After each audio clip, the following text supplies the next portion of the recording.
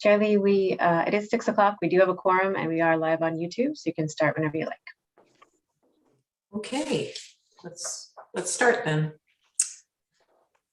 Good evening. I now call the October 19th, 2021 meeting of the Lafayette General Plan Advisory Committee to order. This meeting is streaming live on the city's YouTube and is also accessible by Zoom webinar. The link to log in is on the city calendar. We'll do a roll call for those committee members in attendance. Staff will read the names aloud. Committee members, when you hear your name, please affirm your presence. Okay. Carol Singer. Here. Namrata Kasanati. Here. Don Jenkins. He's there. Don Jenkins, are you here? We cannot hear you. You might want to check your device. Stella Wotherspoon. Here. Here. Matt Pease. Here. Beth Needle. Here. Jim Cervantes. Absent. Mike Kim. Here. Susie Kelly. Here. Christine Rasmussen. Oh, there's Jim. Christine is absent. And Chris Lee. Here. Commissioner Radnich. Here. And Mayor Kendall. Here. Thank you. Okay, thank you for that. Renata, did you catch me? I think I was popping in just right after you called my name. Yep, I got you. Thank you. Okay, so do we have Dawn? We should have Have dropped off. You lost it? And Christine? Christine is here. not present. She went. Okay, well, I'm sure they'll join soon. Would a committee member like to make a motion to adopt the agenda? So moved. Second. Thanks, Carol. The agenda is adopted. Moving on to public comment. We'll have public comment now for items that are not on tonight's agenda. Public comment is 3 minutes. And if you would like to comment, please use the raise your hand function or press *9 on your phone. Staff, do we have anybody waiting in the wings? We do. Jeremy Levine would like to make a comment, so I'll promote him to a panelist. Okay, thank you.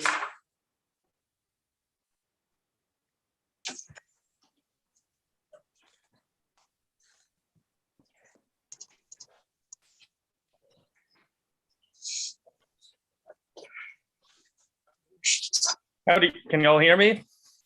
Yes, we can. Yes. Hi, Jeremy.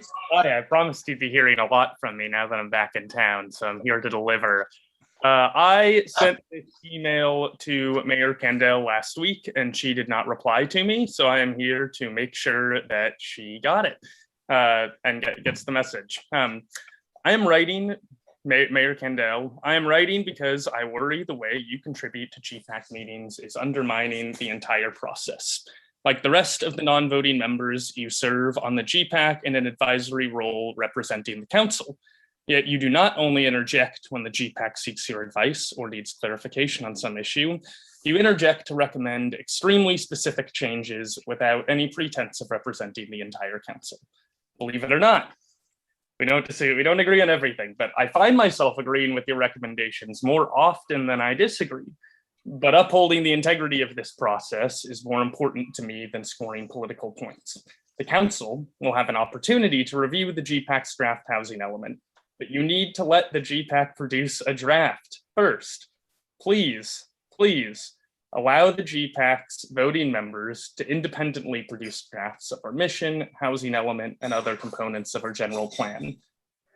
Thank you.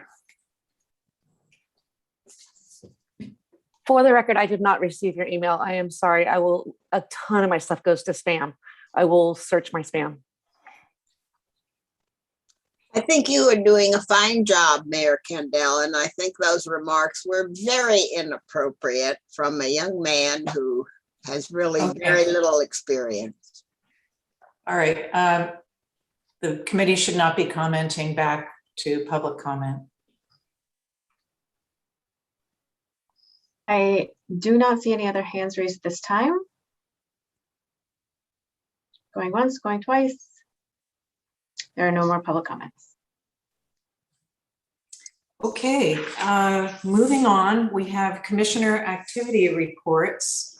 Would anybody like to report on what's been going on for them regarding their role on GPAC?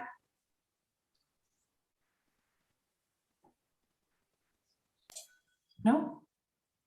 Can we report about the like our stuff with the mission statement draft as well, or is that something we should save for Thursday? Oh, you're welcome to Okay. comment. So yeah, Oh, at the last youth commission meeting, I showed the mission statement draft to the commission, and they all seemed to be in favor of it. Or they seem to like it. How many people are on that commission? 15. 50. 14 plus me. 15. 15. Oh, Okay. wondering how you got anything done. Any specific feedback that they gave? Nothing in particular. It was kind of a quiet conversation. She kind of get what I'm saying. Thank you. But yeah. No particulars of they're just. I think it was mainly they just pointed out words they liked in the draft. They didn't have any other words to add. They just kind of liked the words that were there, and I'm happy about that. Yes. Good. You've done a lot of work. Thank you, Namratha. I think on the mission statement front, I might add, and I think everyone knows this, but last Tuesday, we did make a presentation to the city council. I know we had another GPAC meeting right after that, but so that's there. You can, I think we maybe talked about the last, I just want to be sure. I think Carol, you had asked for the slides. I forwarded up the PDF to Sarah. I don't know if you guys got that or not, or I'll certainly. Not yet. Don't have them yet, but thank you. Okay. There is a package, I believe, that went out today for this Thursday session. So we just thought we'd get it out to you guys ahead of time so folks kind of chew on it a bit while we and hopefully make a more fruitful conversation this coming Thursday. Could I ask Sarah, are they in the printed packet? The slides for the Thursday meeting are in Yes. the packet, yes. They are? Okay, thank you. Thank you, Jim. Okay, does anyone else have a committee report they would like to make? No? All right. Well, we'll move to the meat of the agenda. Next up is discussion by staff on the housing element. Sarah, would you like to start? Sure. So this is a short item on the agenda, and this is really about the background data and executive summary that we've been talking about. So as you know, the GPAC has moved along the appendix with all the specific data, adding some comments. But this is the summary that we had talked about. We had organized an outline previously with the group and then started to flesh that out. So what we're looking for this evening is just to kind of, get it before your eyes, let you kind of give us any big picture feedback. And then if you had any specific comments, we like that in writing before November 8th so that we can incorporate it and bring it back to the November 16th GPAC meeting for a vote. And then that whole package will go to Planning Commission. So it'd be the summary and the appendix, and we'll bring that to Planning Commission. So you're taking 30,000 foot comments tonight. Exactly. Okay. I actually had a few in different places of the report. It expresses things in percentages and then numbers, and then it switches back to percentages. So I had to do like my own calculations for a couple of things. So I did a markup and I can send it to you, but it would probably be more impactful if we use the same way of expressing quantity or numbers, whatever. either one way or the other, and probably percentage is the one that people can grab onto the best. Happy to do that. Oh, hi, Diana. And then my second problem in reading this was that we had different dates. For some data we had 2019, for other data we had 2020. And I know that we can use some data that came from the census, but the last real foothold we had was 2019. So that was problematic. There may be no way around that. There is no way around that. We have to provide the most updated data on a variety of data points. Yeah. And so with respect to the census, we have to use the 2019 data, and any other more recent data is either going to be 2020 or 2021, depending upon what we use. And I think that it's coming from a different source, like the Department of Finance, or Correct. which is why. Right. Okay. I had a question. So Yeah. the census data that we're using, if it's the 2019, isn't that projected data off the 2010 census? No, it's not. It's American Community Survey data, which is actually ongoing interviews with a variety of people and locations. It's not just, they're estimates based off of actual surveys in communities throughout the country. And so the American Community Survey will be projected data, but based on information from that time period. And the projected time period is a 5-year period, 2015 to 2019. All right, so we've got a few hands. Dawn, Jim, Matt. Dawn, you want to go first? Oh, you're muted. Well, I'm Hi. muted. I'm not muted here on my screen, so I guess I can't talk. So we can hear you now. Well, we I can think hear it's you now. a volume issue or something, but we can hear you. Oh, okay. Well, then let me skip. Just speak up. Yeah, okay. I just wondered if I have questions on any of this, should I send this to Sarah or to Diane? Because some of the conclusions, it didn't seem to flow, and I would like to better understand. This is really wonderful information, but I'd like to be clear, and I didn't know where to go. Go ahead and send it to me, and then we'll discuss it together, Diana and I will. Okay, thank you. Thank you, Dawn. Jim? Thanks. I think that Matt's ahead of me in the queue. No, go ahead, Jim. Oh, Go ahead. Okay. All right. and Carol. Okay. So I went through it. I've done a markup, sent it to Sarah. I guess a few things, one of which is 30,000 feet. So I was trying to think, like, what's the punchline with this? So do we have a conclusion that we're driving to? Got to the end, there's something there, but I thought, is there something we want to say in the end of this thing?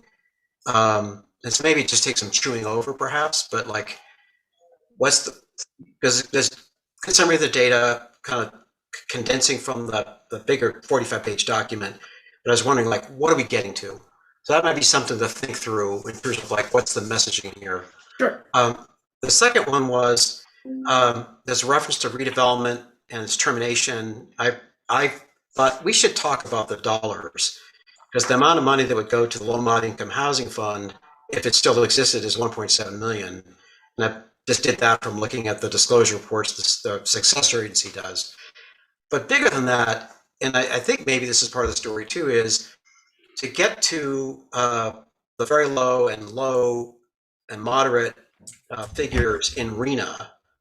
There's given the cost to develop, there's a massive funding gap to get there. And I thought it'd be worth noting what that is. So I've done a spreadsheet. I guess it will compete with Mayor Kendall's. And I sent it to the folks at Eden Housing just to vet my assumptions. Mike, I may bug you to take a look at it too, because I want to make sure I'm like dealing with real world numbers here. But I think we ought to say something about that, because it's probably in the $400 to $500 or more $1 million if you do a present value on this. It's a lot of money. And even if we still have redevelopment, we wouldn't get there, but we don't even have that in the 1.7 million that we would have had. So it's like, I think we just want to put it out there that, we're making a good faith effort here, but given the charge and given our resources and acknowledging the city's not building housing, we're trying to entitle it, but let's be real, folks, there's a big gap and it needs to be dealt with. So that was my other thought. That'll be feathered into, in addition to whatever kind of, maybe that's part of the punchline that we conveyed to them, and maybe it's not what they're looking for, but I kind of think we should just say it.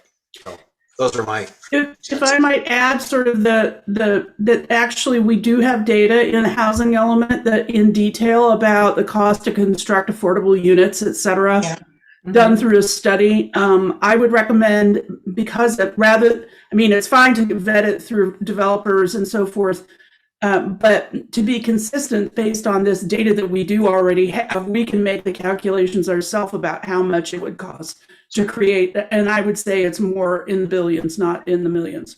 Well, for us, it's the average in the Bay Area cost to construct a unit is $680,000. In the East Bay, it's more like $800,000. Yeah. So we could use those numbers and just do a simple math, because I think that tells the best story of all. Yeah, I'm just going to jump in on page 6. It talks about the average construction cost of a below market rate unit was $665,000.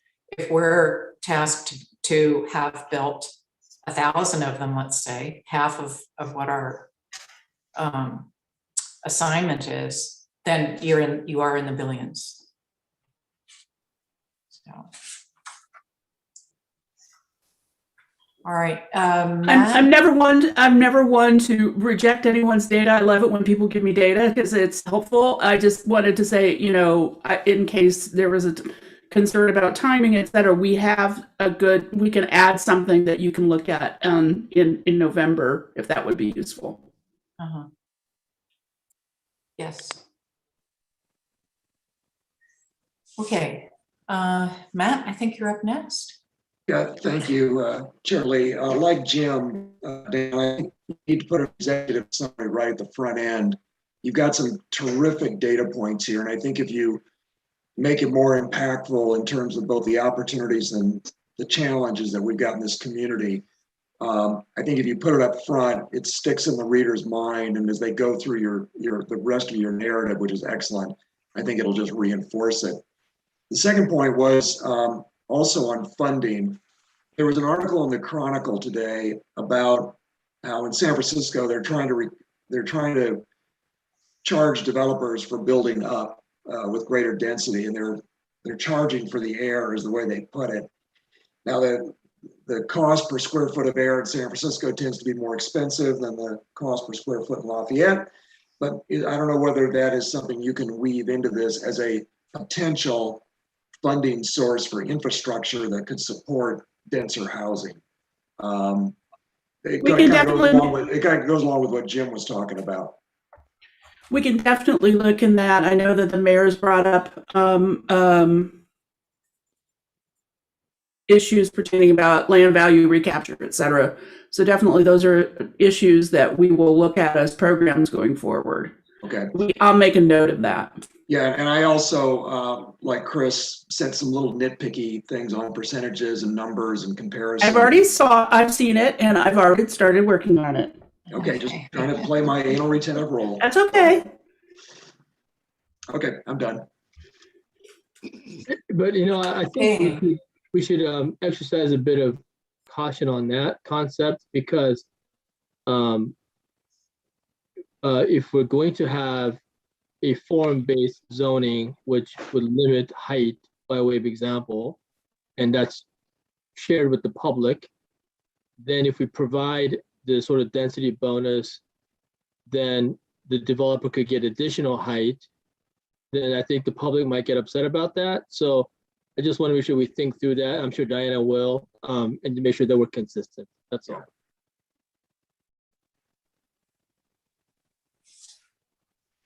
Thanks, Mike. I think Carol had her hand up.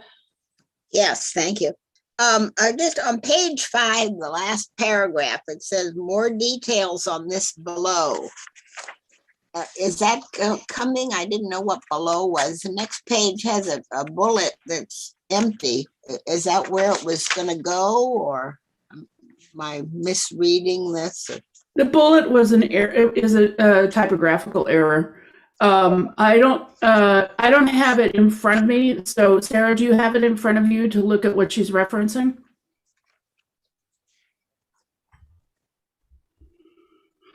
You talking to Sarah? Yes. Yeah. Yeah, see down at the bottom, more details on this below.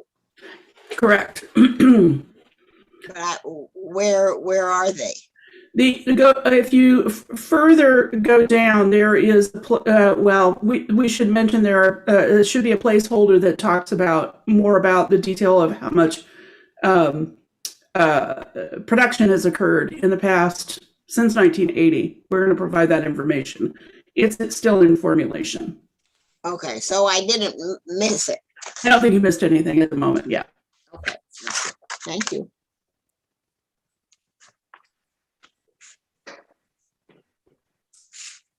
Okay, let's see. Jim? Yeah, one thing I missed this earlier. We have a placeholder for these community narratives. And so there, I think you need some help. And I remember there's some other piece, I don't know where I put it, but like there were certain stories that we wanted to tell here, like a family that downsized, older couple maybe downsized because they're empty nesters, someone moving in, like all that. And I'm trying to think of like, I don't know, maybe if there's like a matrix or something you could put out there, and we could kind of then do some reach out to see if we can get individuals that might be willing and honestly to tell their story. And just, I want to say whatever we can do to help you in that, we want to do that. So it's just making sure we understand what we need to do to follow up. Sure, and that's part of the recommendation as well, is to continue to reach out and get folks to tell stories as it relates to sort of making the point of any of the data pieces in the summary or otherwise. We specifically would really, and I know that we'd like to hear from and are required to hear from and include information about people who are lower income households, people who are renters, young people, etc. So it's a broad range of voices that we need to reach out to and get to show the full picture of housing issues within Lafayette. We also put a call out in the Friday message as well, asking the community at large for these kinds of stories as well.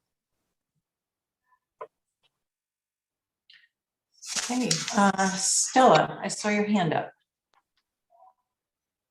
Yeah, thank you. I just have, I think, a couple comments, maybe two. Under the physical, economic, regulatory characteristics, there's description of the constraints, which I think I agree are very, very much topographical and environmental and economic. There's mention of narrow roads, in some cases, narrow roads limiting the overall capacity for additional density. Is there any metric that we could get that tells us what percentage of our road network it falls into that, narrow or difficult to, I don't know what the word is. They're not impassable, but they're constrained. They're problematic, yes. Yeah. Actually, I think we will through the analysis from Fair and Peers for the environmental review. We just don't have it yet. So some of the work that they're doing, it pertains to things like not just vehicle miles traveled, which is the metric that has to be used now in EIRs, but also they're going to be doing some work. There will be some work done about to comply with state law about evacuation time and stuff like that. So evacuation routes, I think it's part of SB. I want to say SB 99 or something. It's one of those laws. So yeah, we will have it, but we just don't have it yet. Okay, and that's for the safety element? Technically, yes, but it corresponds because we have to report about it in the housing element. Right, okay. So when you say that this is going to Planning Commission after, I guess, our November meeting, then will it still be in draft form? Yes. Yes, Okay, so we're trying to bring it along so that all the things, we have many points at which we can have community engagement, and knowing that it's an iterative process, and we will let the Planning Commission know what it is that we're still missing from this, but we have to keep it moving, or else we're going to have a huge document all at once that no one's going to want to read. Okay. I don't know that anybody's going to want to read it anyway, but at least, we're trying to do it in chunks so that we don't get caught up in the end. Okay, well, that's great. I think that's a great strategy. So the next thing, I guess, will be one that we can just add in as it comes, and that is the very high fire hazard severity zones. The deputy chief from Confire spoke at a recent council meeting, and I asked him about these maps, which are currently under revise. Yeah. And so he said maybe October. And I asked him about, well, will the extent change? And he said, probably. You'll see a bigger footprint. Yeah. So I think that's really important data that we need to have in here. There's a section in the housing element that specifically talks about a combination of constraints, including governmental constraints as well as non-governmental constraints, and the non-governmental constraints will include environmental hazards, and that will take up a big section of that chapter of the housing element. So we know that that's going to be coming up. Okay, good, great. Well, thank you. Thank you. And I have a question on that. I have a question on that. So hypothetically, let's say that the fire hazard zones expand significantly in Lafayette, such that we would then have to concentrate the density in yet smaller amount of space, because the RENA allocation doesn't go away just because we have a substantial fire hazard zone, does it? No. According to ABAG, no. Yes. Okay. So what that simply means, let's just say hypothetically, everywhere but downtown is considered fire hazard, just hypothetically. Mm-hmm. That means we have to squeeze in all our RENA numbers in downtown. Theoretically, yes. There is some ability, a jurisdiction has the opportunity to decide if there are areas that are that have better access or better egress, if you will, evacuation routes, that they might want to locate housing in those locations. But in general, I mean, I think the whole thrust of every housing element that we've worked on in Lafayette is to put the bulk of the housing in the downtown, other than single family, and disperse that sort of more roughly throughout the hillsides and so forth. So yes, it's possible. The question about the BART station and all that, that's still all up in the air as well, because it is also in the very high fire hazard severity zone. And even though we currently have not, we didn't get a reduction in the number of units that we have to plan for, we can, definitely work with BART to provide, require like extensive mitigation efforts on the BART site if they're going to develop it. Yeah, and I guess that's my follow-on question, which is, even if it's designated as a high fire hazard zone, we could make a condition of approval to the developer that is mitigated. Could we not? Yes. Okay. You can choose to not develop in those areas, or choose to invoke certain, conditions of approval. The challenge then would be, of course, when you do that, you're increasing the cost of housing usually. And so, affordable housing would be even further constrained. So we're going to have to balance all this information when we come up with our plan, essentially. Yeah. Well, but once it's designated high fire hazard zone and we want to build on it, we have no other alternative than to mitigate it. Yeah.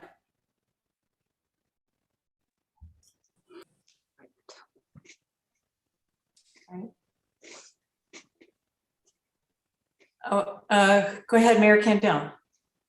Hey, great document and nice comments. I agree with everything everybody's saying. So a lot of the times, even in the beginning, you talk about how many that we've built, but we never talk about how many we've approved. And it seems like that's a story because we really have been ramping, since 2010, the amount we've approved, but not built, it's a significant number, it seems like, that could be included in our story. Well, I don't think that, Sarah would know this more. Technically speaking, we can only really count units that have either been permitted or built as production. RENA, for sure. But No, our I know, story- but again, this is one of those areas where I don't want to mix metaphors, like talk about approvals when actually, I think, but Sarah would probably know what percentage of units that have been proposed were approved and then how many got permits. Do you have that information? We can definitely find that information, the entitlements versus the building permits, for sure. That'd be great. That'd be great. Yeah, perfect. Also ADUs. We didn't mention anything about ADUs in here. Thought maybe might be interesting. We could. We obviously can count some of them for RENA. We have had greater production, and in fact, I've been working with Renata on figuring out what the production of ADUs has been since really the law changed dramatically. And so we can definitely add something in there. I'll make a note. Thanks. I just want to mention, going back to really skinny, small roads that are hard to navigate. I don't know if it's still happening, but Matt Lottrop with the city engineering department, he had a list of roads that were that needed help. So he might still have that list.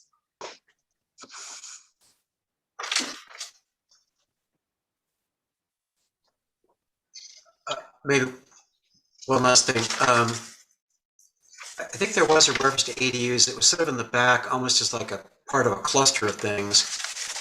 And if part of the RENA approach is going to be ADUs, which I think it should be, then maybe by putting some sort of narrative in here, help build that case. So I think that's actually a really good idea. And the other thing is that, to Mayor Kendall's point, I think having like a table which shows approvals, permits, built, whatever, like a nice little table could be helpful. Granted, there's a time lag with all this stuff. You approve something and then 3 years later it gets built or permitted, whatever. But I don't know, if we can get something which is nice and tight, it maybe helps tell the story. Because I think that, Lafayette has enabled the production of homes. It's just that they've been market for the most part. But, there's been stuff that's happened, and I think that's something we want to be able to convey. I think that for this short narrative that we're trying to produce that tells this story of Lafayette, maybe that level of detail is maybe not as helpful. I think we could definitely at least say we've approved X number of units for development. But I think what you're talking about would definitely go really well in the actually body of the text. I'm fearful of getting so yes, there's a lot of really good data, but what's really important is the number of units maybe that's been approved. I don't know. I'm confessing I'm guilty of nerding out on some of this stuff. I think, so I think I'm in this business. Anyway. Yeah, right. But because I was thinking, again, what's the message we're going to try to convey here? I think one of the threads at the end should be something like, Lafayette has approved housing. So it's like we've done some work here, and acknowledge that to get to the affordable component of that, it's a huge lift and we need massive outside resources. Maybe that's theme 2. I don't know, but I'll leave it at that. Thank you. Anna, you have your hand up? Yep, thanks, Chair. Just throwing it out there, but could one of the personal stories that we have placeholders for be a general story about how the city has been receiving X number of entitlements, X number of permits, and would that be a way of showcasing this information as a little feature, so someone's personal story, right, that we were talking about including, rather than putting it in a table or something like that. Just a thought.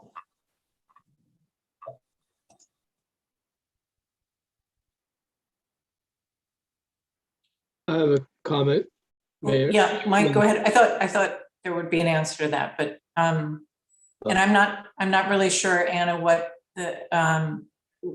your comment was about. Oh, sorry. Okay, in my head it was clear. Sorry. Oh, okay. When a couple speakers ago, I don't remember who made the comment, I think it was you, Jim, about you're interested in having a detailed kind of blurb about these are the number of units that Lafayette has been building, and we've really been pushing towards increasing housing. And then, 2010, what was it, 6 units, and now it's up to in the 80s of units, in 2019. And I feel like a couple of people have made comments in the last few minutes regarding more information on that. And can we add more detail on those types of things in the text? So one thought I was thinking of is one of these narratives that we're looking at, or personal story type narrative that we're talking about weaving through the document, maybe that would be a way or a topic that we could weave in if people felt that it really needed to be highlighted more. That part, does that make sense? The only problem I have with that is the only people that really know that information is the city.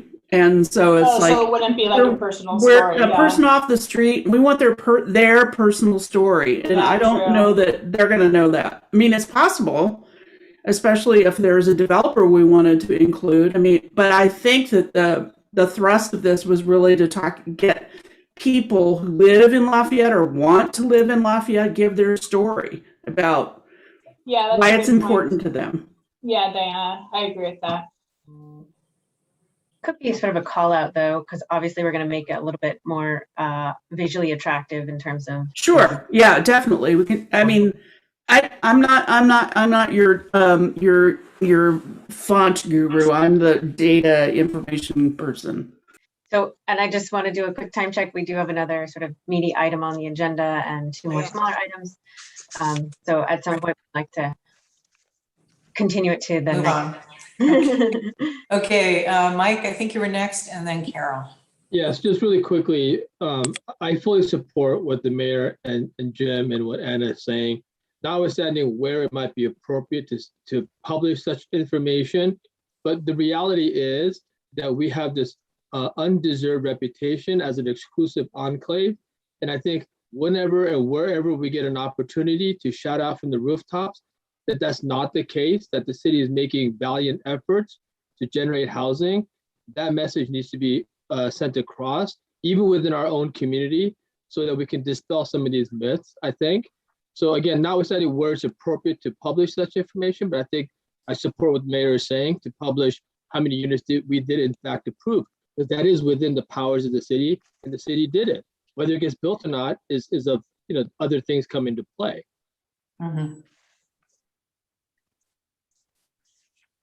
Great, thank you. And Carol. Thank you. I know we have to move on, but where are we getting these stories, and how are we monitoring them more? So we're hoping that, again, you would reach out to your networks and ask for stories. And also we reached out to, via social media and the Friday message, asking the community for their stories. Some folks have done it on Engagement HQ, but there aren't that many stories up there. So essentially we would just be asking for any and all stories, but we would take out ones that kind of highlight some of the, or showcase or demonstrate the points that we're trying to make in the narrative. All right, so you'd have good stories also, people who live here, for instance, of color and are happy and can afford it. You'd have good stories as well. Absolutely. I think HCD is probably interested in our challenges, but this document is definitely about opportunities and constraints. Thank you. Okay, Christine has her hand up.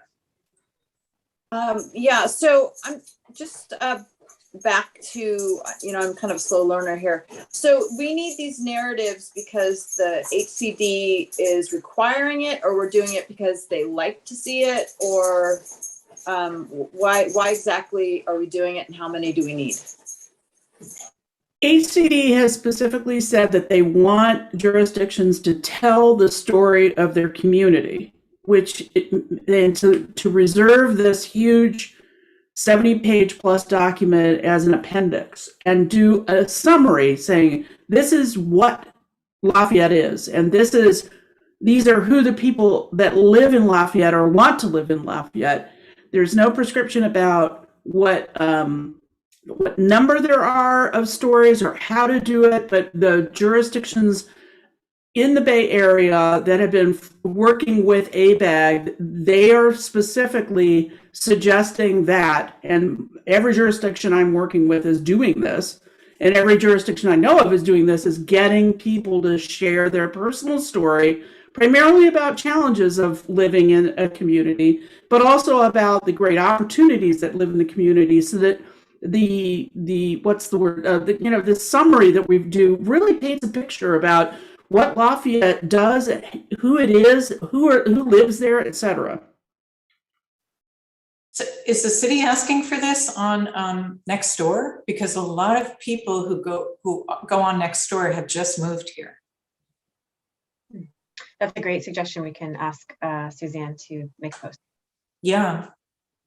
And how many do we need? Is there, like, would you recommend 5 stories, or I guess it doesn't really matter. It just matters the quality, I guess. Okay. No, we just like a diversity of stories. It'd be great if we had 15 from which we could whittle down to 5, or 15 we could whittle down to 3. It doesn't really matter. We just want to get the breadth of understanding of people. And that's why I've said this before, is that especially when we get further along with the affirmatively furthering fair housing work, that we want to make sure that we reach out to communities that oftentimes do not come to these meetings, like lower income renters, some seniors that won't come to a meeting, etc. So we want a range of people. So how much personal data, like name, and the reason I'm asking is because if I do ask somebody this, they may say, well, I'm embarrassed with my, my full name. We have no need for anything other than their experience of living in Lafayette, the difficulties they may have had, the things that they'd like to see, whatever. It doesn't really matter. Just a diversity of people. Okay, thank you. We're not going to collect any personal information. Yeah, some people just don't want their name everywhere in a document, in the city. So we won't they're going to ask that. Yeah, no. Okay. Great. Namratha. Yeah, sorry, this is just a quick comment. And I'm sorry I had to go away from it because my sister just came back from a meet and all of that. But I don't know if I missed some discussion about this, but I think we need to be careful about tokenism when we're taking these narratives, because it's very easy to be like, hey, this is a family of color who can afford to be here. So all families of color can afford to be here. So we just need to be careful to not use the singular families of color or lower income families as kind of tokens. In a sense. You're absolutely right. Yes, but we really want to reach out to people who might not have ever spoken about their concerns. Mm-hmm. Yeah. Thank you for saying that. I appreciate balance that. Absolutely, Namratha. That's great. Thank you. Anyone else have a comment? I don't see any more hands up. Okay, I think we're our discussion has come to an end. Sarah, do we need to open this up to public comment? Yes, we do. Okay, so why don't we do that? This public comment will be on this topic only, and public comment lasts 3 minutes. So if you'd like to make a comment, please use your raise hand function or press *9 on your phone. Great, we have 2 hands raised so far. So David Clark is entering the meeting now. Okay, thank you.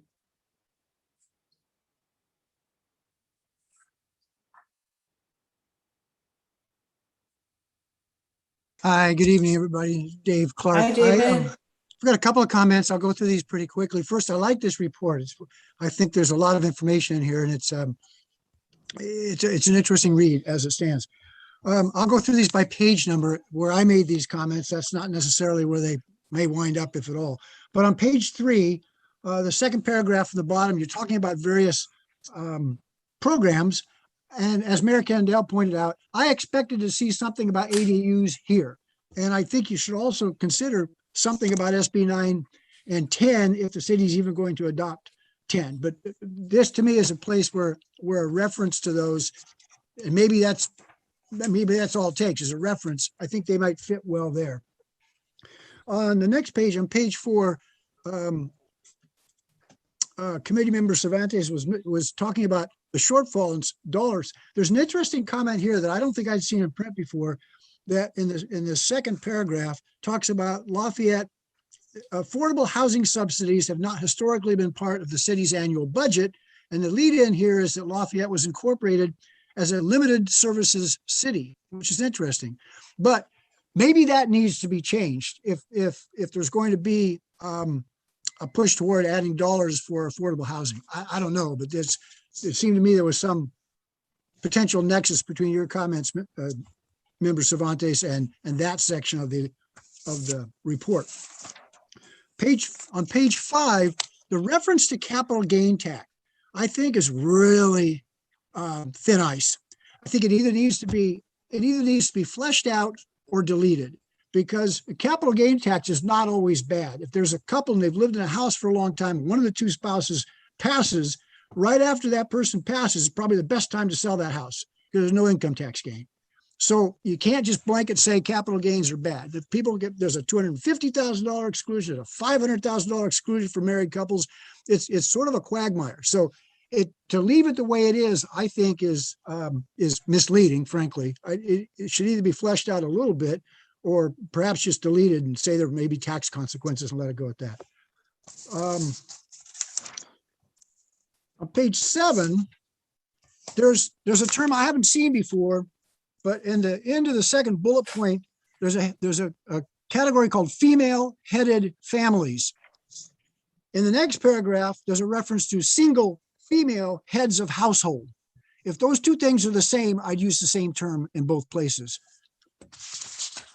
And then lastly, Councilmember Pease, you'd mentioned the dollar amounts in San Francisco, and I saw something just this week about Fremont, and Fremont's going to assess between $25 and I think $40 or $45 a square foot for different types of housing to kind of a development fee to provide a pool of money for affordable housing. So it's in San Francisco, it's in at least Fremont as well.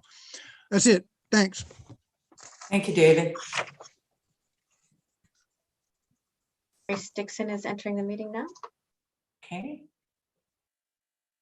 Good evening. Hi, Grace. Hi. So just 2 quick comments. Regarding the stories, did you already mention or have you thought of putting that idea or request in the school newsletters? Because that is the great melting pot of a lot of the middle that lives in on my alarms. School e-newsletters, you would get some great stories. And then second, what is the due date of these stories? If you could include that in the request, and also let me know, and I'll reach out to some of the families I know, because owning a preschool for 18 years, I got a lot of new people just moving in. So I know them and all their stories. So if you could tell me the due date, that would be great. And that's it. Thanks, Grace. If you could get it to us by November 8th, that would be ideal. But it's a draft, so we'll continue to receive them after. I don't see any other hands raised at this time. Okay, so we'll bring it back to the committee for any more discussion, questions, etc. before we move on. Nope. Looks like Stella has her hand raised. Oh, sorry, Stella. It Oh, no blends in worries. with the sky. I know. No worries. Just a thought. In that area part where we talk about the topographical, environmental, et cetera, factors, the creeks, the widespread creek network, and the impact that that has on development, I think is something to include. It's very unique, I believe. We will add something to that, and it's included. It will be included in the constraints analysis. So, in the larger part of the constraints. But thanks for mentioning that. Okay, great. Thank you. Okay. Sorry. So thank you all. We've taken notes, and we will incorporate these comments and bring it back with any additional comments that you have that you're going to get to us by November 8th. Right. And then we'll redraft it and bring back a draft for you to vote on at the next meeting, November 16th. Okay. Okay. All right, great. Thanks for wrapping up, Sarah. Our next item is a presentation on the housing element, programs, infrastructure, non-discrimination, sustainability, and environment. So Sarah, are you also going to do that presentation? I'll be presenting on that one. Okay, great, Renata. Hi. Hi. So there's a small change in program. As you might have noticed, the agenda did not align in content and topic with the staff report, which I'll speak to a little bit in this presentation around surrounding our timeline for the next few meetings. So today we'll do a quick review of the general plan in its entirety to kind of put the housing element in context and kind of remember what we're doing as we're going along. We also promised to bring back a just brief discussion about policies, and we'll speak to kind of the process to draft those, and then we'll start review of the programs. And we wanted to dedicate a little bit more time to going over the evaluation process, as this will be our first round of programs. So on the general plan, just a reminder that sometimes in other communities, these are referred to as comprehensive plans. And that's because they are intended to be a comprehensive vision of the future of land use for a community. And so in that respect, as we've discussed before, there are several elements included in this to address different aspects of land use in a community. And all of these different pieces of land use in these elements need to come together and work with one another. And each of them are identified as specific. Each element has specific issues and needs that need to be addressed. And so we want to focus those goals, policies, and programs on that particular topic, but keeping in mind throughout the document, they need to be consistent and work together. And so just a reminder, we're doing the housing element right now, but we will be covering over the next few years all the other elements. So we need to be specific to housing right now. And it does affect a lot of other things, but we will cover those topics. So just a refresher of the required elements. So it's a really broad range of topics, and there are some optional ones that we've spoken to before, but at a minimum, we will be likely including these required ones and then growth management, which was in the previous or the current housing element, or sorry, general plan. So just a refresher of the scope of the general plan. And again, each of these elements will have their own set of goals, policies, and programs where we're doing that broader vision for this aspect of land use in Lafayette, and then we'll tailor down to those specific actionable items. So moving on to policies. So as we've talked about, there are goals, policies, and programs, and we've established our goals, our broader vision, things we want to achieve for housing in Lafayette over the next 8 years. The policies are kind of the next layer down, where within each of those goals, we're setting those priorities. And so they're slightly more specific in concepts and topic than goals, and they serve to guide decisions as we go around these different priorities.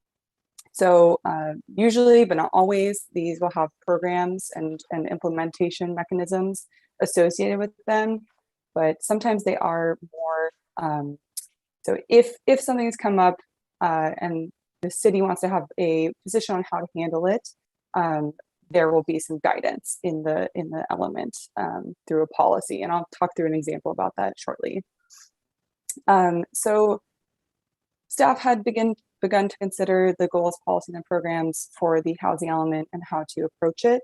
And in reviewing the previous housing element, it became clear that policies are kind of the summary and kind of clusters of related and relevant programs. So it's our intent to go to the action items first and then kind of cluster them as we see appropriate into policies.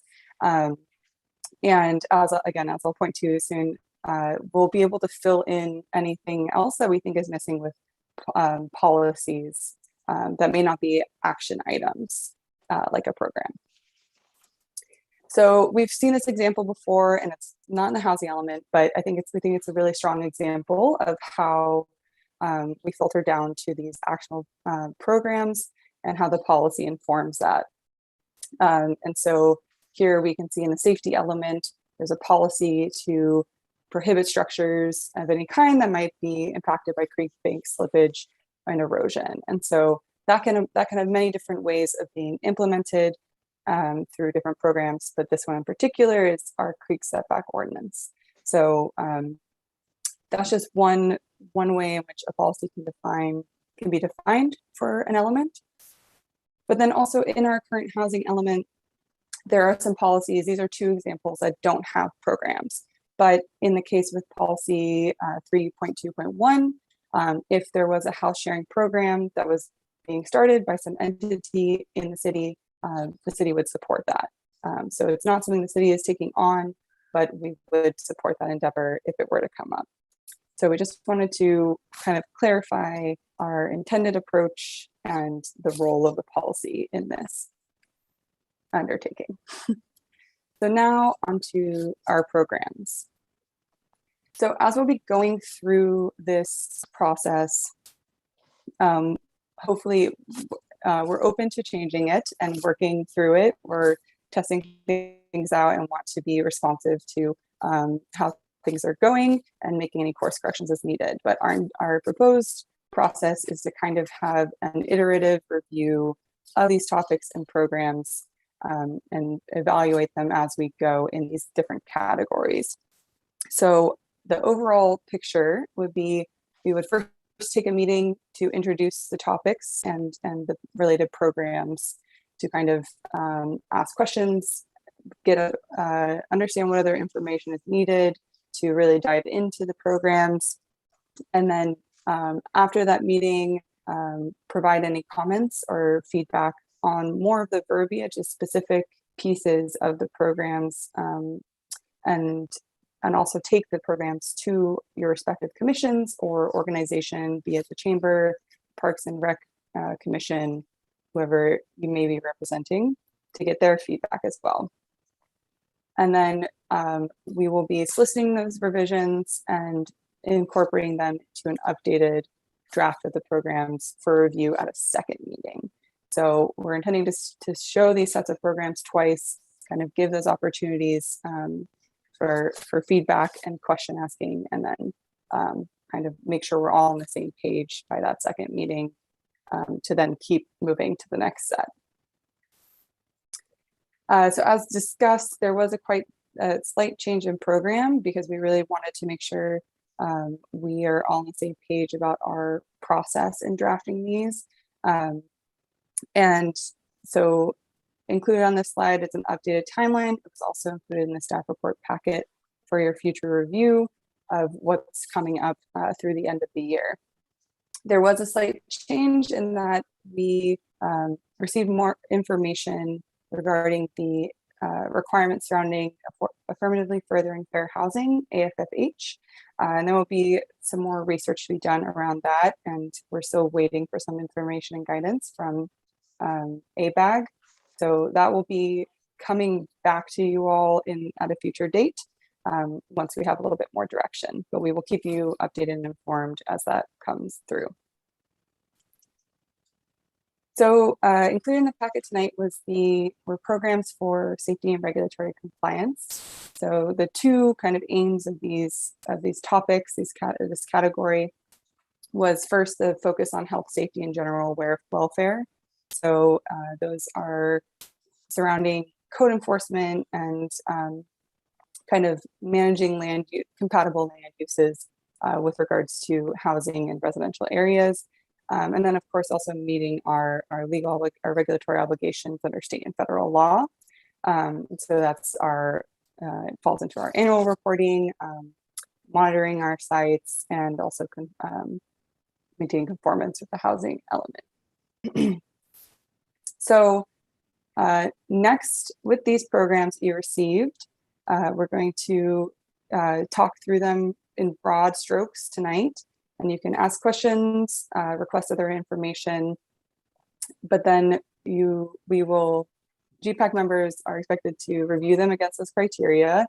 It's a little bit different for this time because a lot of them are required of us, but we would like to start trying to practice that and using those muscles with the evaluation criteria. GPAC members will also then solicit the input from their commissions or organizations, and then provide suggestions to staff by Monday, November 8th, so we can bring it back to the November 16th meeting.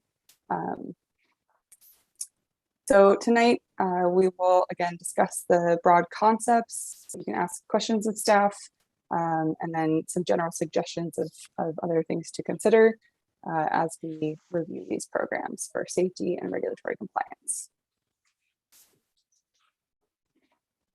Thank you. Thanks, Renata. Okay, we have some hands up. Stella, followed by Carol. And that's it for now. Sure. I actually may have left my hand up, but I do have a question. Or that maybe worked out. Yeah, it worked out.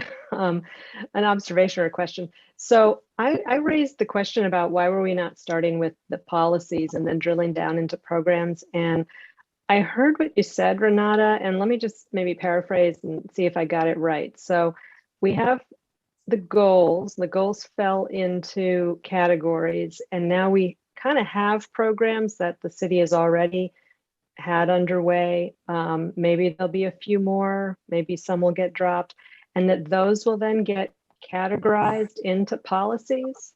I think I heard you say grouping the programs. Do I have that right?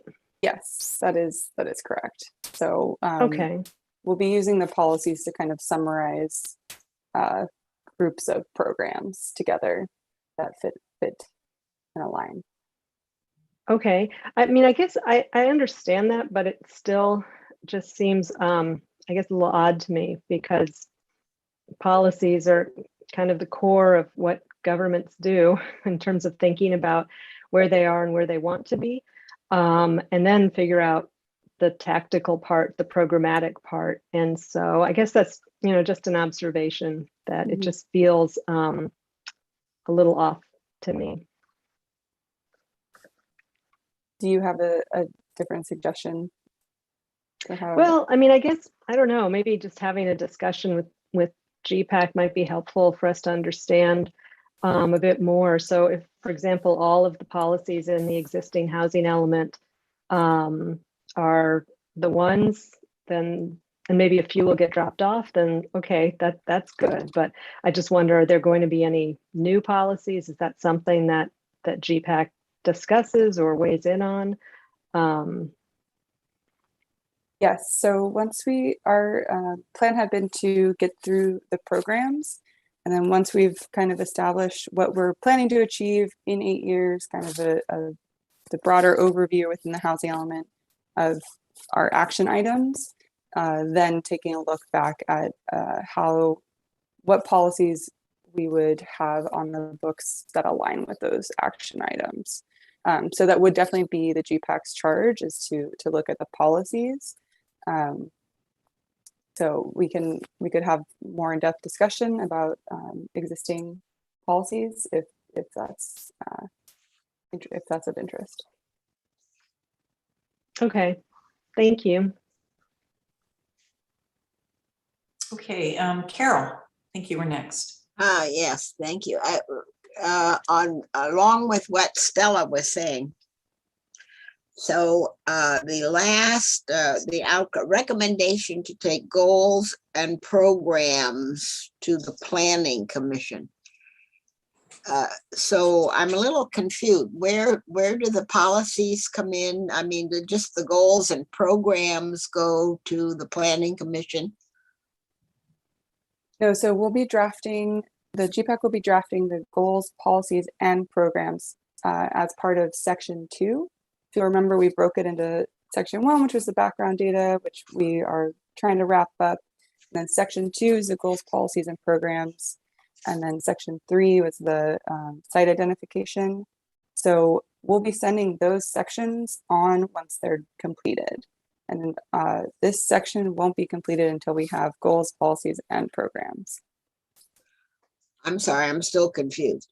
So what are we sending on the to the Planning Commission? It says goals and programs. Doesn't say anything about policies.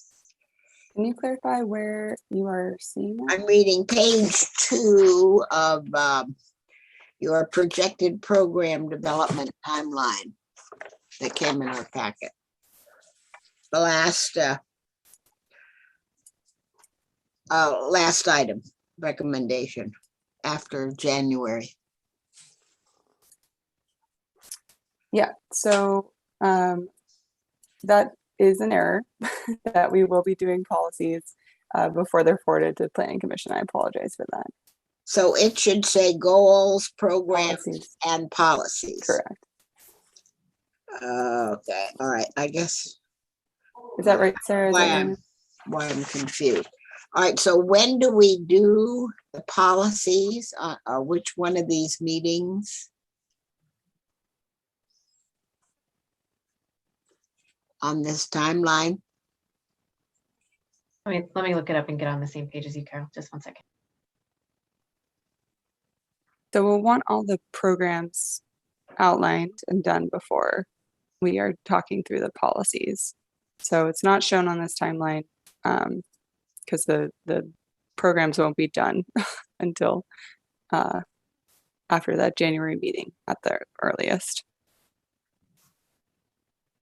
So when it goes to the Planning Commission with the policies, that's not this January then. It could be February or March. That's right. Yeah, and I apologize for the omission. Okay, I think. I have another question.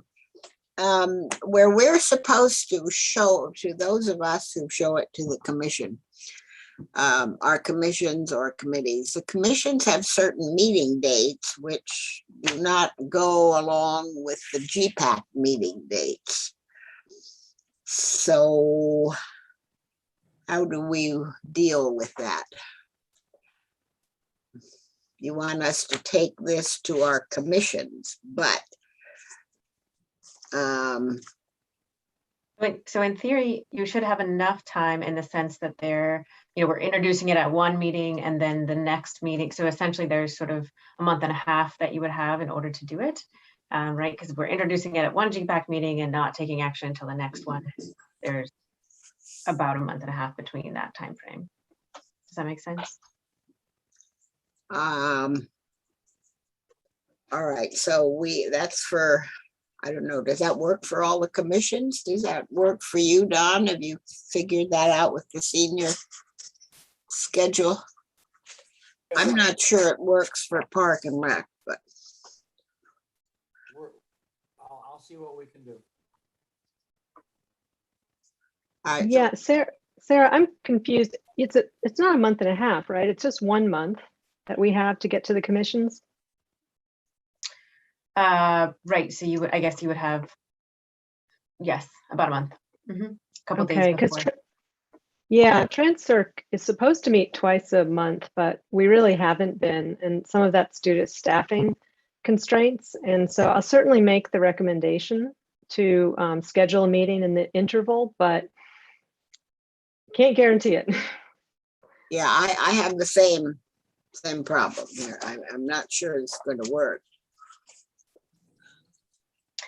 Well, we are certainly open to suggestions. We definitely have a timeline that we also need to get through to then get it to Planning Commission and then to City Council. So I'm not really sure if you have other thoughts, happy to hear them. I have an idea. Maybe if you can tell the staff for the commissions, share with them the timeline so that they can think about that for meeting scheduling. Certainly, we can do that. Mm-hmm. So we have a set meeting time. You do too on TransPac, TransCert.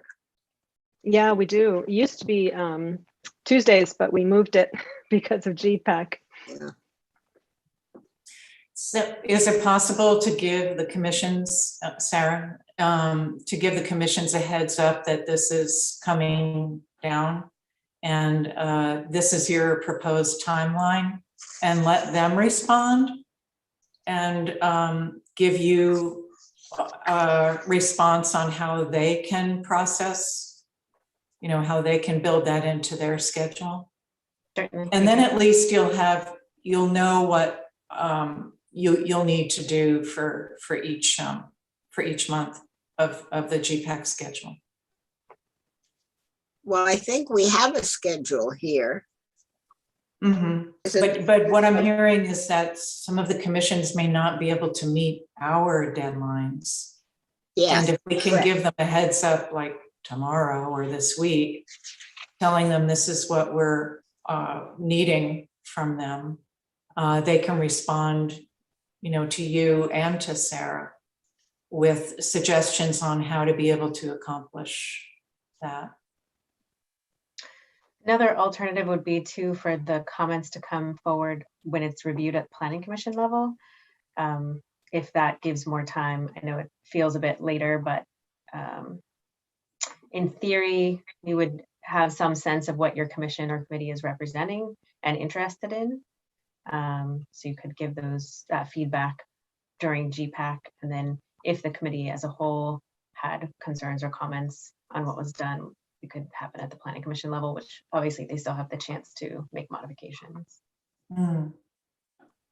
Are you saying, Sarah, have all PTR comments come to the Planning Commission at once?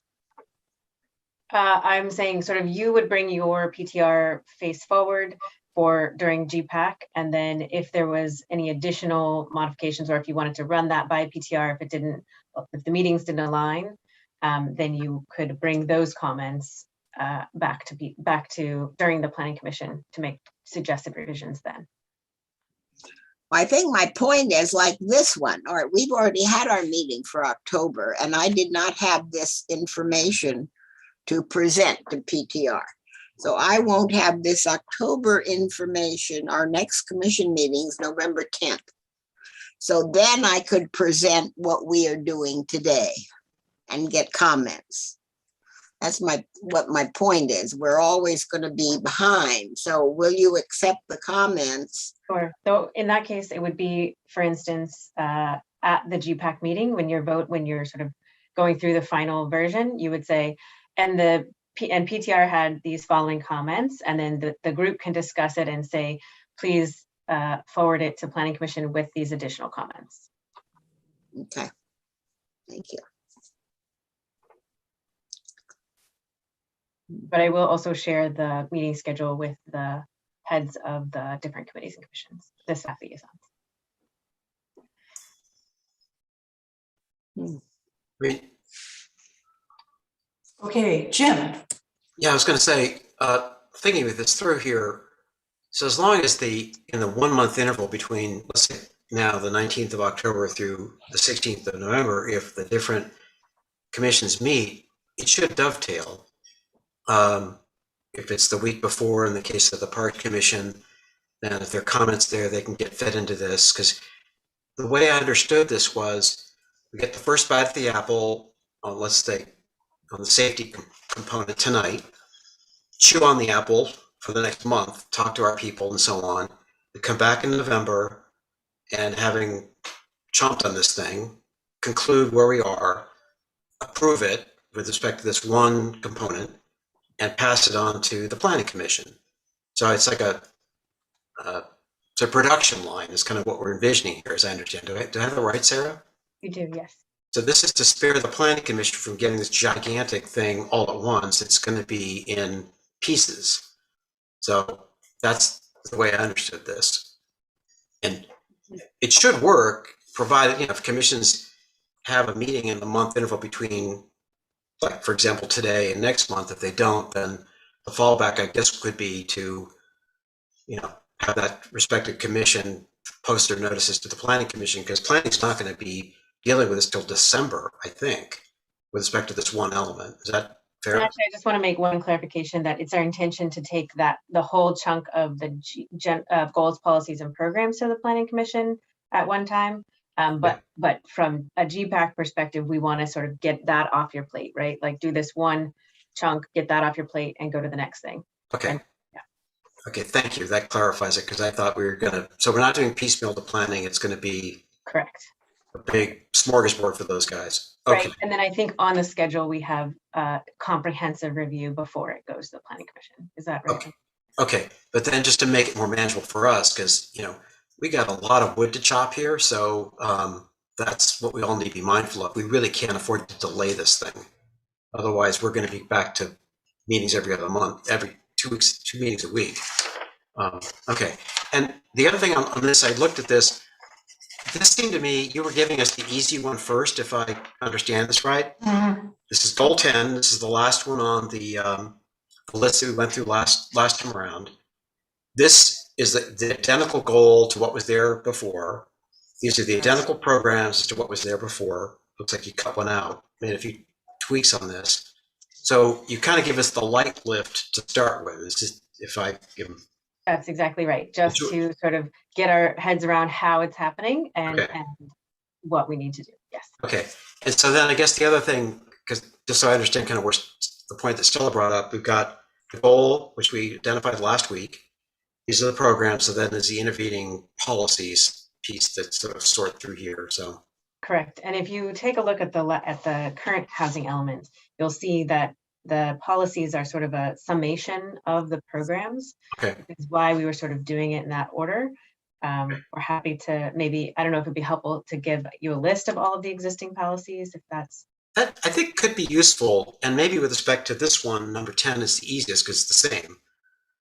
So then you could see how the goal, which is the same as before, maps to the programs, which are the same as before, to the programs, which are the same as before in this case. That makes the link probably clearer, I would think.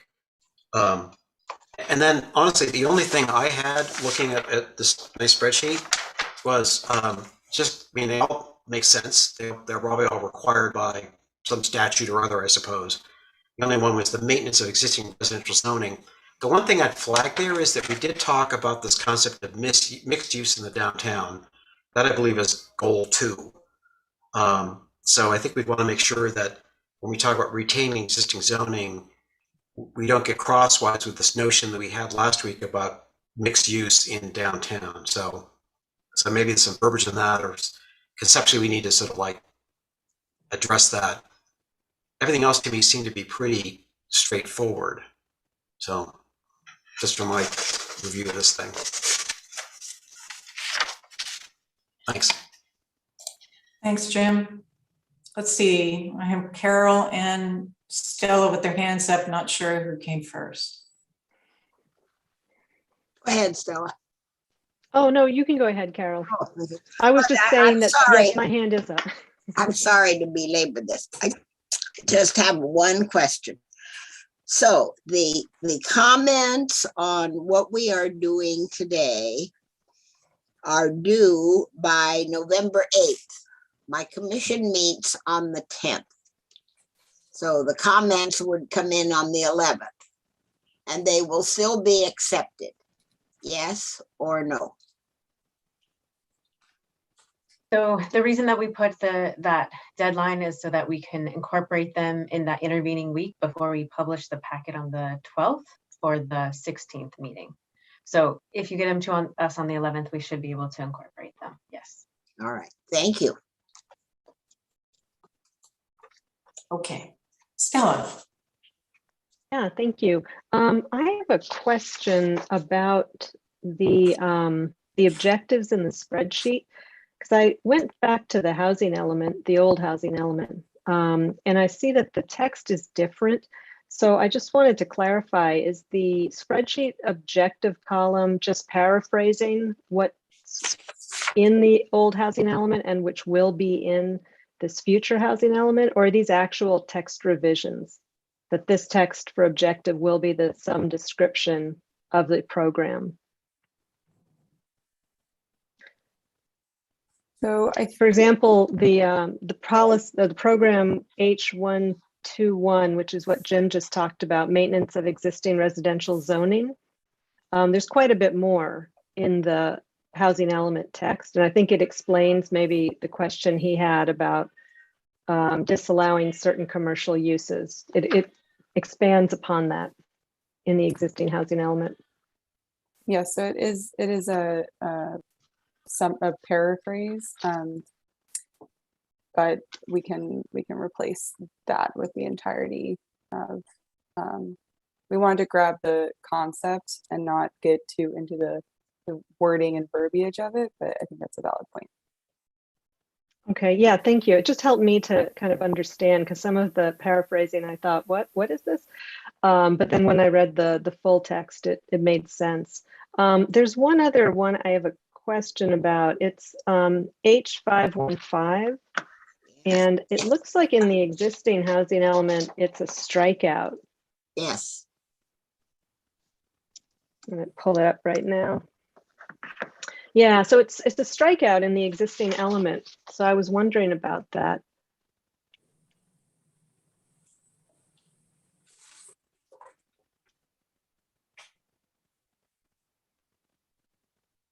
So my question too, it's all struck out.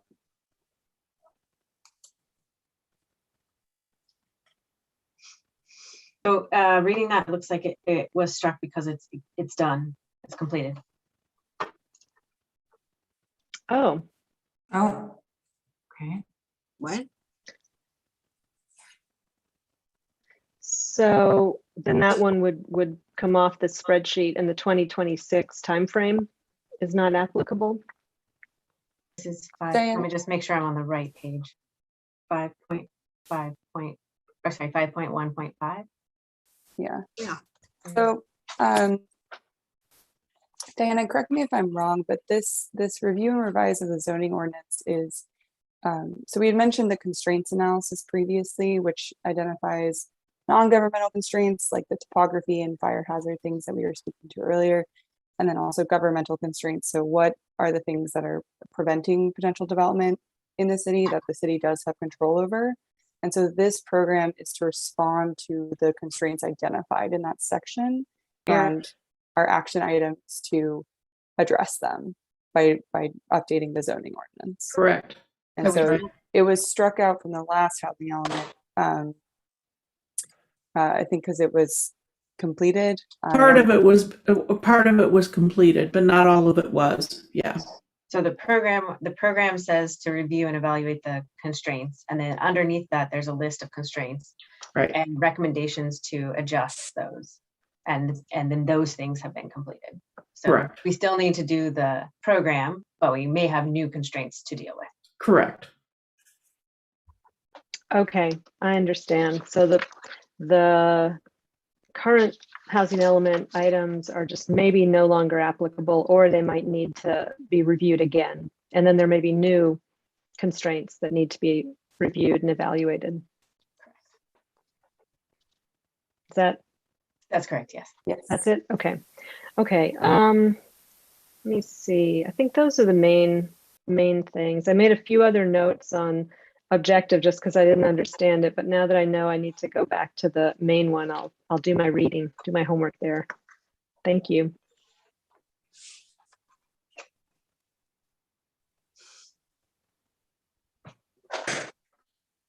Matt, you have your hand up. I think Mayor Kendall had her hand up before me. Oh, sorry. Blends It's just- into your wall, Mayor I'm Kendall. sorry, you're right. You'll have to paint it black. I will do that.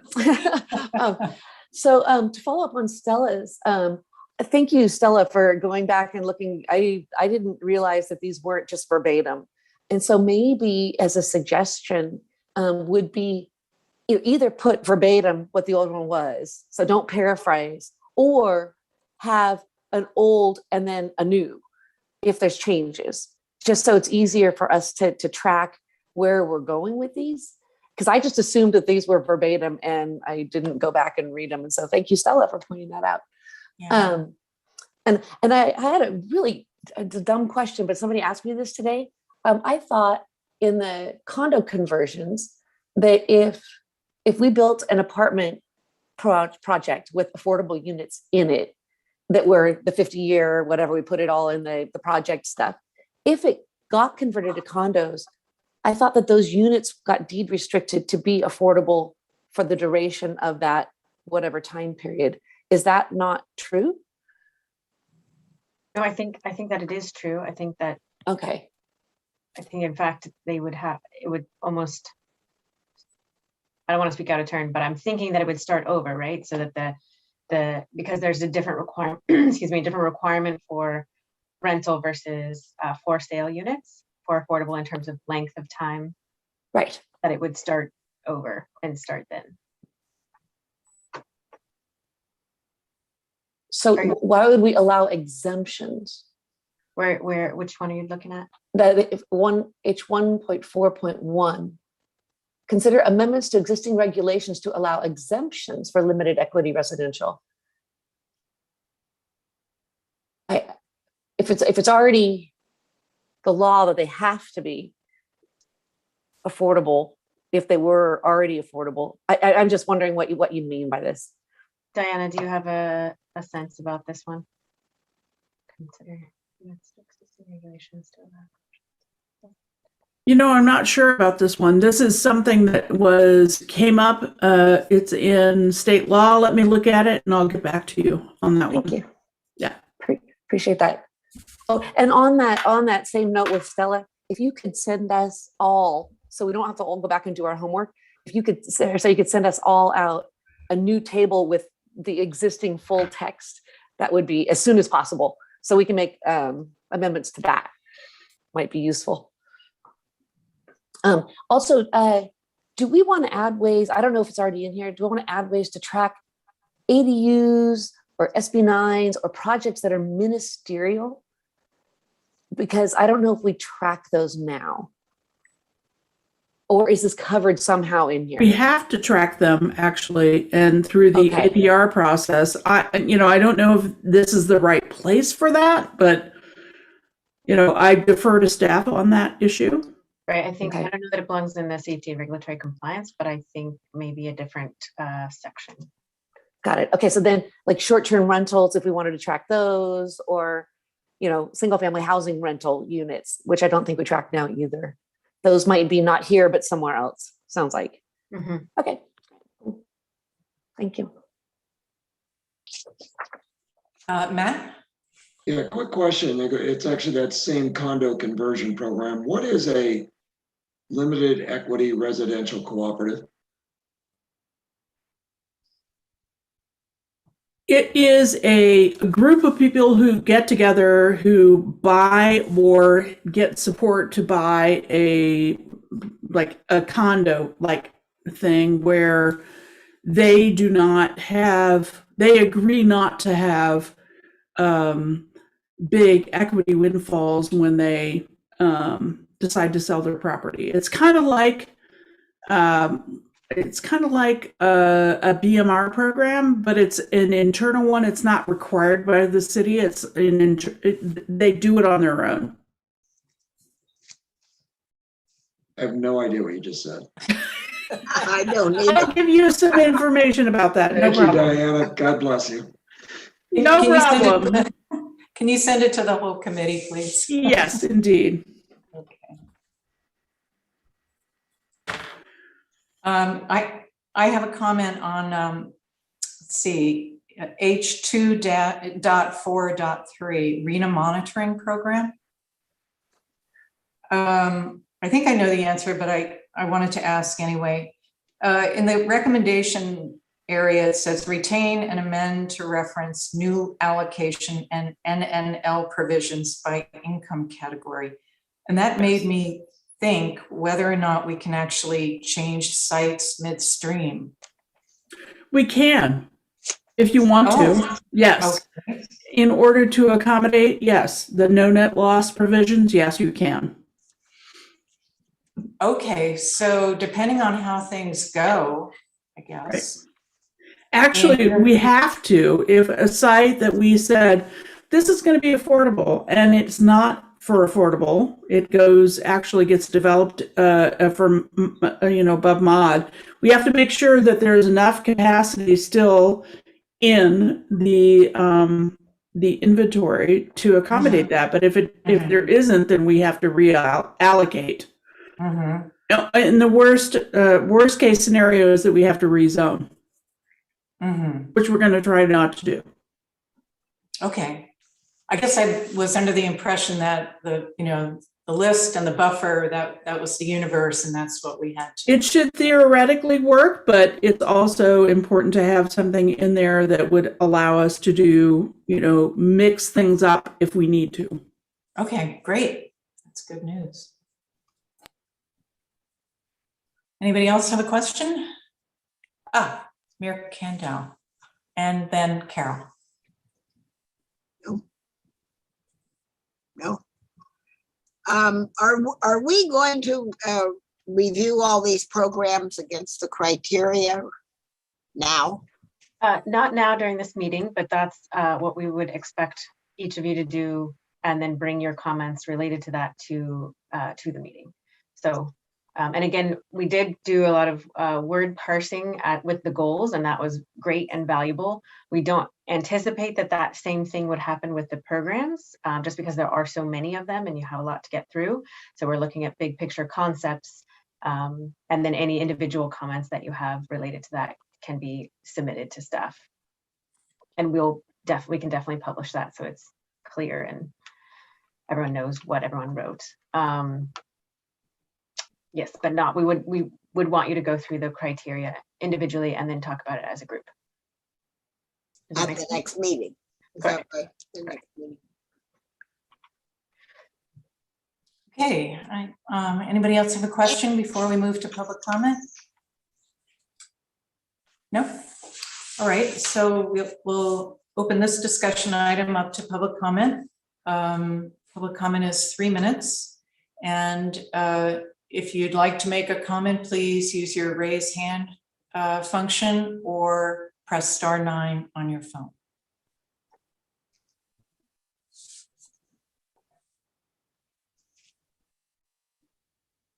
I don't see any hands raised at this time. Okay, we'll bring it back for any further discussion by the committee, and it looks like everybody's had their questions answered. All righty, so let's move to, sorry, everything's stapled together tonight. Let's move to our next issue, which is housekeeping. Sarah, do you want to talk about 8A, nomination of vice chair? Sure. So we, several meetings ago, had asked the group to think about who they might want to nominate as chair, either nominate someone else or nominate themselves. We received 2 nominations, and they were both from Matt Pease. If anyone else would like to put their hat in the ring, we can have a discussion about that to appoint a vice chair for the coming year.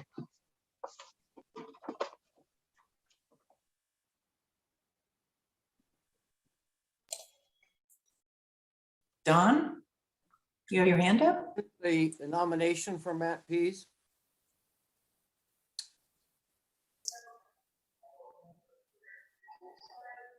Couldn't hear you. Did you hear me? Couldn't hear you. Very faint. I said, I would like to second the nomination for Matt Pease at this point and close nomination.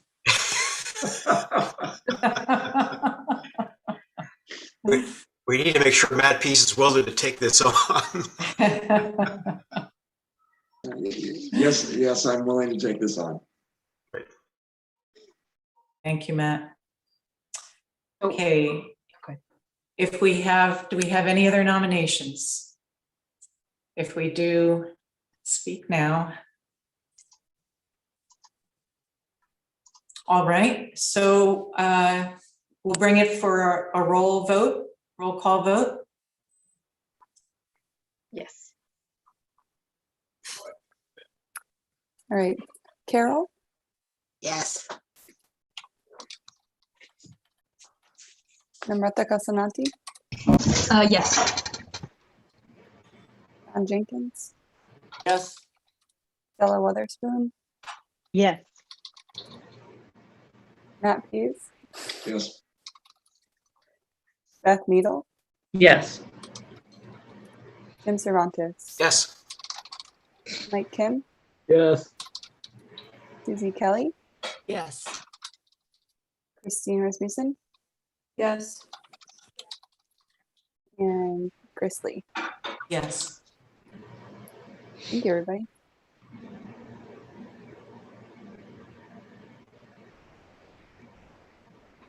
And that's it? That's it. So great. Congratulations, Matt. You'll Thank you do a Thank great you very much. job. I think congratulations are in order. Congratulations.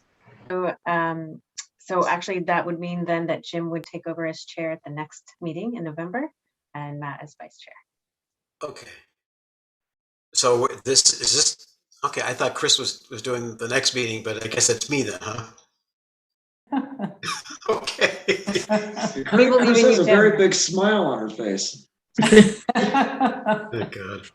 I think I might be on the hook until the day before that meeting. Okay. Then I will pass the torch to you. All right. Okay. All right. Great. Wonderful. So we have another housekeeping item, and then I'd like to add something also after 8B. Sarah, you wanted to confirm meeting dates?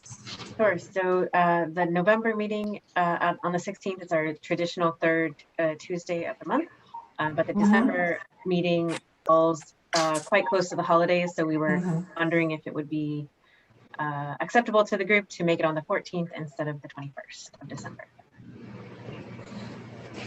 Yeah. Fine. Yeah. Yeah, that's fine. I'm seeing a lot of head nods. Any objections? I'm sorry, Sarah. We're talking which month here? It would be December instead of the 21st. I think it's a good idea. Yeah, 21st is getting awfully close. Excellent. Thank you. All right, terrific. Thank you. And my contribution to housekeeping is that I just want to remind everybody that, and this is for the public as well, that public comment really is expected to be civil and collegial. That is our rule for working as a committee. We have, as you know, open public comment on any item that isn't on the agenda in the very beginning of the meeting, and then more targeted public comment after each discussion item. And so we would love to hear from the public, and we enjoy it, but please remember to keep it civil and keep it respectful. And that's all I got for tonight. I'll see you all on Thursday. Actually, I just want to do that quick staff update. So we do have a mission statement meeting on Thursday at 6 o'clock, Okay. 21st. So that we'll be discussing mission statement. And then also on the 25th, City Council, I did send out an email, but City Council will be having a presentation on SB 9 and SB 10. And I would really encourage everyone to take a look at that meeting either during the time or on YouTube after to learn more about those bills and how it will affect the city. Great. Okay, that's it. All right. So good night, and we'll see you Thursday. Thank you. Thank you, Chris. You all. Everyone. Good night. Thank you. Bye-bye.